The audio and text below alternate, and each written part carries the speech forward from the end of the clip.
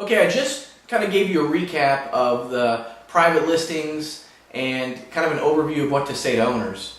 But I did not want to leave out that once that owner has said, you got to ask for it, so would you like to sign up with our service to rent your property? They're probably going to say yes. I mean, 95% close ratio in Jacksonville. And when they do, you say, okay, well, what I'd like to do is email you our agreement. It's a non-exclusive listing agreement. Like I said in the last video, non-exclusive listing agreement.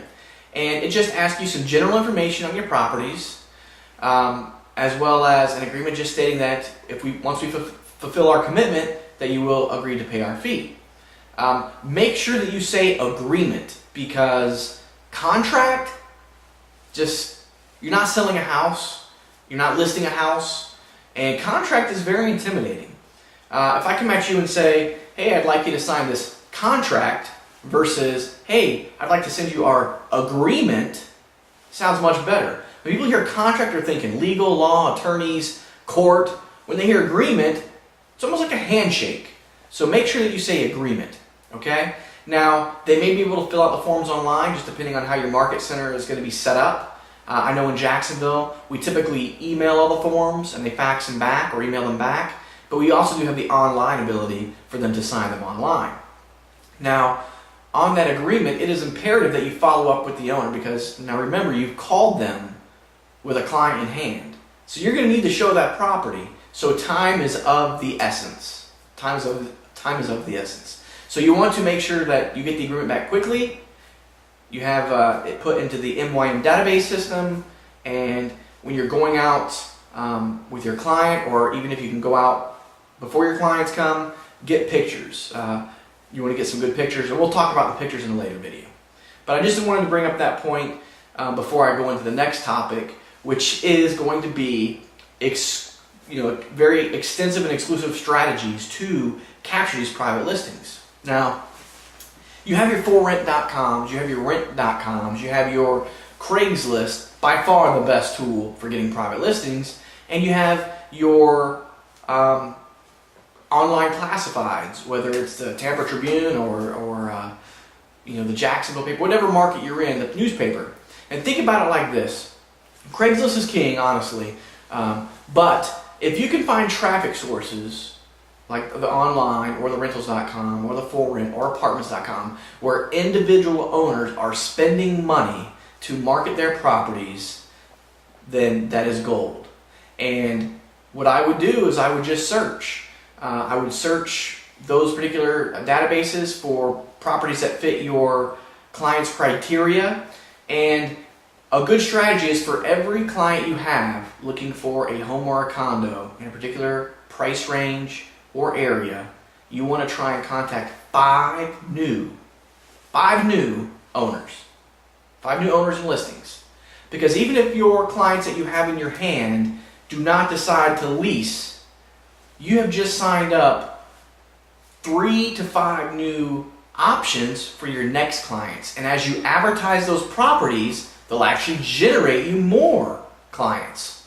It's just a massive cycle, and it just really starts to feed itself, because you have your one client in hand that you're calling the 5 owners about.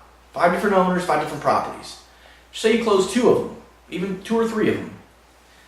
If your clients don't take those 2 or 3 properties, that's fine, because now those 2 or 3 properties are going to be being fed through all of your traffic sources that we have for you. It's going to generate more clients directly to you, and it turns into a vicious cycle. You got to be aggressive. I got to tell you, I own First Coast Rental Finders, and I've been working with Steve for 5 years, and I've built my company into a very successful company based on his strategies and methods and systems. But you have to be aggressive. This is technically your own business, and you need to be aggressive. So 5 nights ago, we had a client that was looking for a upscale high-end home in a high-end neighborhood, and we really didn't have anything for him in this particular area that he wanted. So I put my 5-year-old son in the car with my wife, and we drove around. Now, I'm the owner. I have 14 agents. I drove around some high-end communities. I wrote down 3 for rent signs, gave them to an agent. He signed 2 of them up, and now we're leasing those properties. So you got to be aggressive. Okay. So that's one way to get private owners. You want to go ahead and do the pitch like I said in the last video. Same type of pitch, because you're calling them, cold calling them. Now occasionally you'll get a realtor who will give you a hard time because they didn't put on their ad that they were a licensed sales associate or the brokerage information, which, as you know, is a blind ad. So they give you a hard time, say, listen, I'm calling on behalf of my clients who are interested in this for rent by owner. You didn't specify in your video that you were a licensed agent, and I apologize for any inconvenience.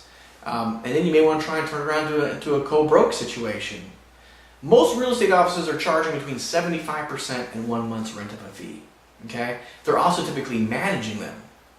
So another good opportunity, and we've had a lot of success with this locally in the Jacksonville market, is to offer them, hey, do you co-broke your listings? And typically they're going to come back at you with this, oh yeah, we only pay 10%. Phooey. That's what I say, phooey. You just need to tell them, listen, are you managing the property? 9 out of 10 times they're going to say, yes, we're managing it. And say, okay, well, how about this?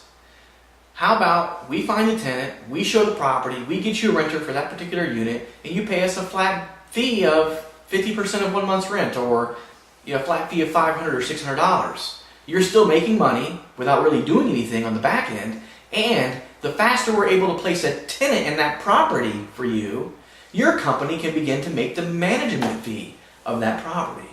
So we've had a lot of success. Two of the really good ones are Rebate Rentals and Playa Realty Management. Just to give you an example, we co-broke a lot with those two. They're smaller real estate firms, but we get a lot of leads and leases there. Another option would be, we get a lot of referrals right now. More than I can probably count on the top of my head, from Prudential Realty. Just 2 or 3 agents. We haven't even marketed to them aggressively. But we've been, going around to the agents that we have relationships with or develop relationships with, and we tell them, hey, listen, if you have an owner that cannot sell a property, they're just having a heck of a time, or they have a property that they can't rent, why don't you refer them to us? And typically what we pay is we pay a $50 referral fee to that agent's brokerage for just that listing.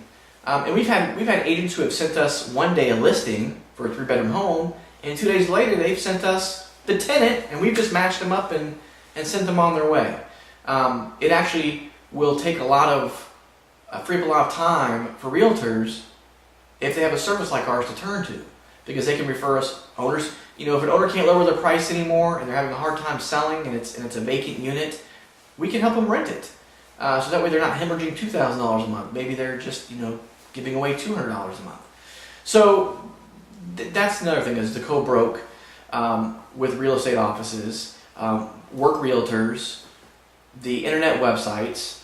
Private listings are very easy to get. You just got to be hungry, you just got to be aggressive, and you got to go after them. That's pretty much it in a nutshell. Thank you.